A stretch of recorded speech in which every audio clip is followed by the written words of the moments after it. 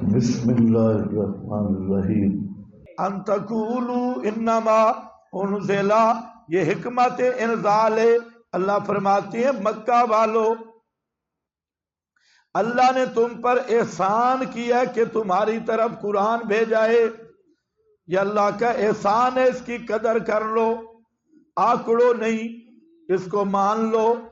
ان تقولوا لئلا تقولوا، یا کراہت ان تقولوا، کراہیت ان تقولوا، بصری کراہیہ نکالتی ہیں، اور کوفی لے اللہ، آپ کے پاس ابن جریر کا حوالہ لکھا ہے لے اللہ تقولوا، تاکہ تم نہ کہہ سکو قیامت کے دن بوقت عذاب بر کفر و شرک، جب قیامت کے دن تمہیں عذاب میں گرفتار کروں تو تم یہ نہ کہہ سکو کہ انما انزل الکتاب، کہ سوائے اس کے نہیں کہ اتاری گئی کتاب علی طائفتین، اوپر دو گروہوں کے، من قبلنا، ہم سے پہلے، اس سے مراد کے یہودی اور عیسائی ہیں۔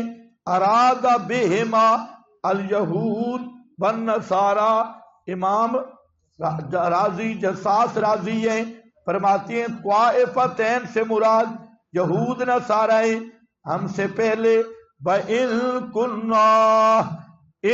كُنَّا، اور تھے ہم، ان دراستہم، اس کے درس شرط سے، دراستہم، ان کے سبق پڑھنے سے، دراستہم سمجھنے سے، دراستہم ان کے پڑھنے سے، غافلین بے خبر۔ کیا مطلب ہے کہ ہم سے پہلے جو کتاب آئی تورات انجیل، اس کی زبان اور تھی، ہماری زبان اور تھی، وہ سریانی تھی، ہم عربی تھے، ہمیں تو وہ سمجھ ہی نہیں آئی، وہ پچھلی کتابیں، سمجھے، ہمیں تو وہ کتابیں سمجھ ہی نہیں آئی، اس لیے ہم ان کی دراست پڑھنے پڑھانے سے غافل تھے، بے خبر تھے، ہمیں پتہ نہیں چلا۔ یا یوں نہ کہو کہ لو انا انزل علینا، اگر اترتی ہماری طرف ہم پر کوئی کتاب تو البتہ ہم ہوتے لکنا اہدا منہم، ہم ہوتے زیادہ ہدایت والے ان سے عقائد اور اعمال میں۔ فقد جاءکم بینہ، تو حاصل یہ نکلا کہ کتاب اتمام حجت کے لیے آئی، نعمت ہے اتمام حجت کے لیے، تاکہ قیامت کو تم بہانے نہ کر سکو اور یہ نہ کہہ سکو کہ یہود نصارہ کو کتابیں ملی ہم تو نہیں سمجھ سکے، یا یہ نہ کہہ سکو کہ اگر ہمیں کتاب دی جاتی تو ہم عقائد اعمال میں یہود و نصارہ سے بھی عہدہ بن کے آتے، زیادہ ہدایت پانے والے ہوتے۔ پس اب آ گئی تمہارے پاس بینہ، حجت اور دلیل۔ ظاہر ہے کہ بینہ سے مراد ہے القرآن، الظاہر ان البینۃ ہے القرآن، قرآن آ گیا تمہارے رب کی طرف سے، بہدی و رحمہ، ہدا ہادی باعتبار علم کے، رحمت اور رحمت باعتبار عمل کے۔ فمن اظلم ممن، پس کون بڑا ظالم ہے، ممن اس آدمی سے، کذب بآیات اللہ، جو تکذیب کرے، جھٹلائے اللہ کی آیات کو، وصدف عنہا، اور روک کے ان آیات سے، صدف عنہا، سنجزی، ضرور بدلہ دیں گے ہم، الذین یصدفون، وہ جو روکتے ہیں ہماری آیات سے، سوء العذاب، برا بدلہ، بما کانوا یصدفون، بسبب اس کے کہ تھے وہ روکتے، یصدفون، حل ینظرون، اب دیکھو کیا آ گیا، فرمایا فمن اظلم، مبارک کتاب آ گئی، برکت والی کتاب آ گئی، فمن اظلم، پس کون بڑا ظالم ہے، کہ اس کتاب کافی شافی آنے کے بعد، کیا لکھا ہے اس کتاب کافی شافی آنے کے بعد پھر بھی اس کی ایتوں کی تکذیب کرے، ایسی کتاب کی آیات کی بھی تکذیب کرے، اس سے بڑا ظالم کوئی نہیں۔ دو مرضی ہیں، مرض اول ضلالے اور دوسرا صدفہ۔ صدفہ کا معنی ہوتا ہے صدفہ ہٹانا، صدفہ کاٹنا، اور صدف لازم بھی ہے متعدی بھی ہے۔ یہاں پر آپ کے پاس لکھا ہے اضلال۔ اضلال کا معنی صرف الناس وصدہم، لوگوں کو روکتا ہے قرآن نہیں پڑھنا۔ کوئی ایسے ہیں لوگ کہ نہیں؟ خود قرآن مانتا نہیں، دوسروں کو پڑھنے دیتا نہیں۔ صدف انا، کہتے ہیں نا نا نا نا نا، گمراہ ہو جائے گا، گمراہ ہو جائے گا، قرآن نہ پڑھنا، گمراہ ہو جائے گا۔ اب تو ایسے دجال بھی میڈیا پر موجود ہیں، ایسے لومبڑ دجال جو کہتے ہیں قرآن کے ترجمہ سے گمراہ ہو جاؤ گے۔ ایسے ایسے باقاعدہ یہودی ایجنٹ اور خالد یہودی اسرائیلی، سمجھے کہ نہیں، وہ کیا دعوت دے رہے ہیں کہ ترجمہ قرآن کا پڑھو گے تو گمراہ ہو جاؤ گے۔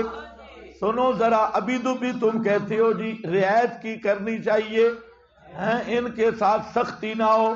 اب یہ جو منع کرتا ہے بے ایمان کہ قرآن پاک کا ترجمہ نہیں پڑھنا اور ترجمے سے گمراہ ہو جاؤ گے، اب اس کے کوئی مرتد ہونے میں کسی مسلمان کو شبہ ہو سکتا ہے؟ یہ اصلی مرتد ہے، بے ایمانہ، قرآن سے روکنے والا یہودی، پیور اسرائیلی۔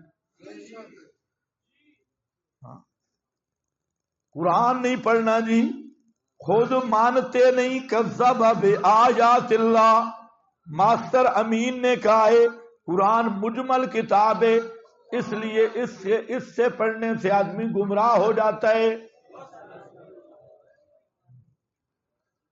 ابھی کوئی یہودیوں کے سر پہ 12 سینگ ہوتے، اوکاڑے میں 36 ہونے چاہیے تھے۔ کہتے ہیں کہ سختی نہیں ہونی چاہیے، نرمی ہونی چاہیے، ان کے ساتھ نرمی ہو جائے۔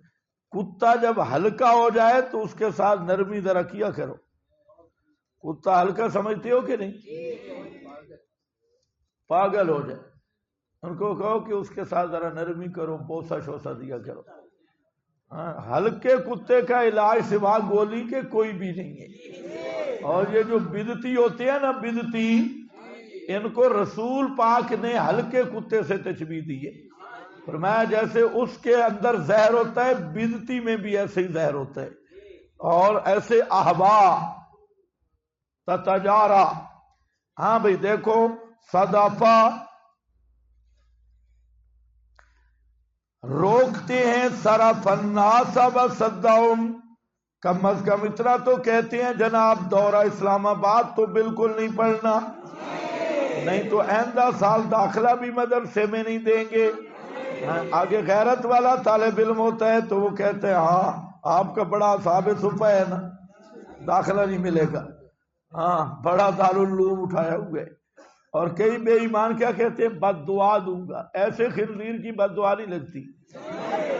یہ جو تمہیں دھوکہ دے رہے ہیں نا کہ ادھر دورہ نہ پڑو جی، نہیں تو میں ناراض ہو جاؤں گا، اور کہ تیرے جیسے 100 گدھا ناراض ہو جائے جی، میں استاد بد دعا کر، تیرے جیسے چبل کی بد دعا نہیں لگتی جو قرآن سے روک رہا ہے۔ ہاں تمہیں سب نے ڈرایا ہوا ہے جی، استاد بد دعا کر دے گا۔ پہلی بات تو یہ ہے کہ اگر استاد ہے تو وہ بد دعا طالب علم کے لیے کرتے ہی نہیں ہے۔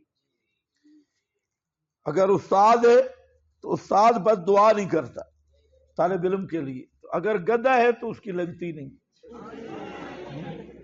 اور یہ جو تمہیں دھوکہ دیتے ہیں تو یاد کر رکھ لو کہ ان جاہدہ کا، جب دین کا معاملہ ہے تو وہاں تو باپ کی بھی نہیں ماننی، شیخ کہاں رہے گا؟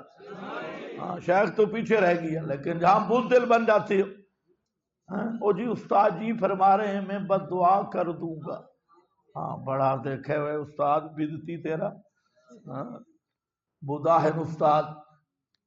تو بھی آگے سے دھمکی دیا کر استاد جی میں بھی بد دعا کروں گا، پھر دیکھتے ہیں کس کی لگتی ہے.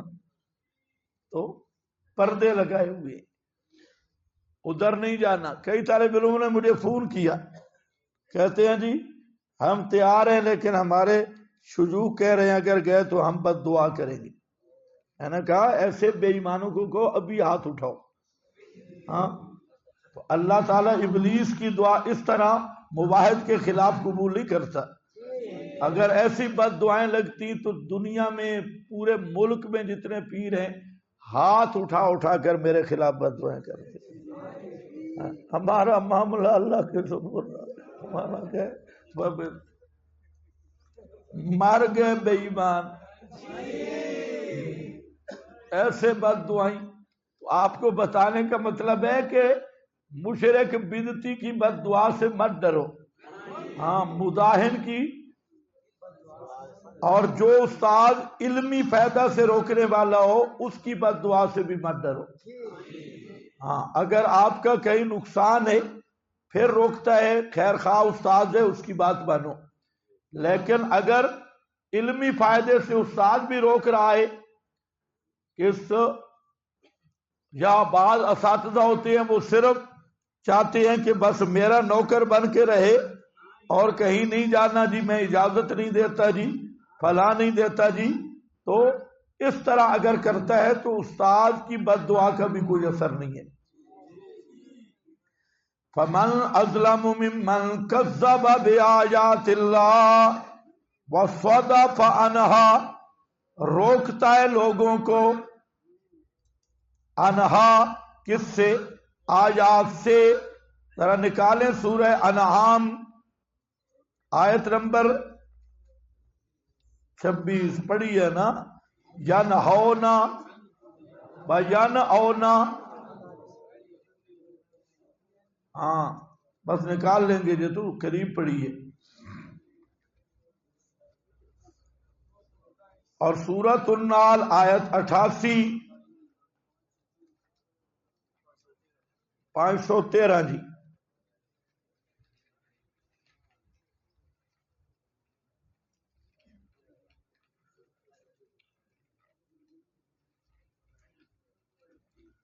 پانچ سو 13.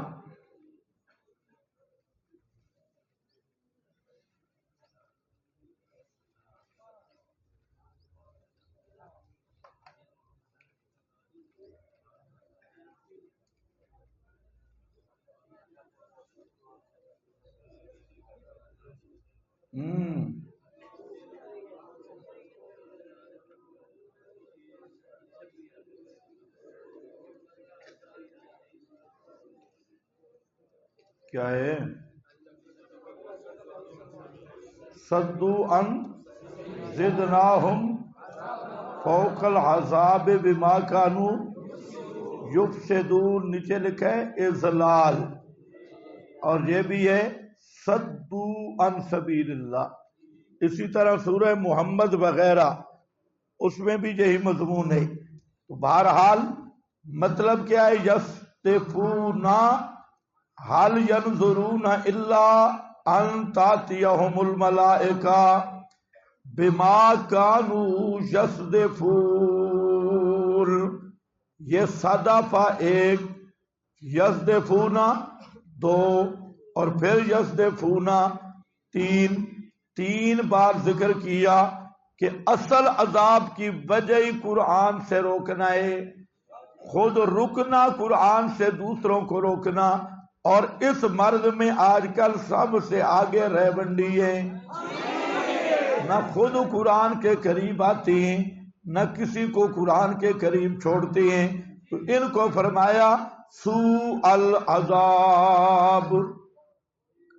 سوء العذاب مومن کو نہیں ملتا، عذاب مہین اور سوء العذاب خاص ہے کافروں کے ساتھ.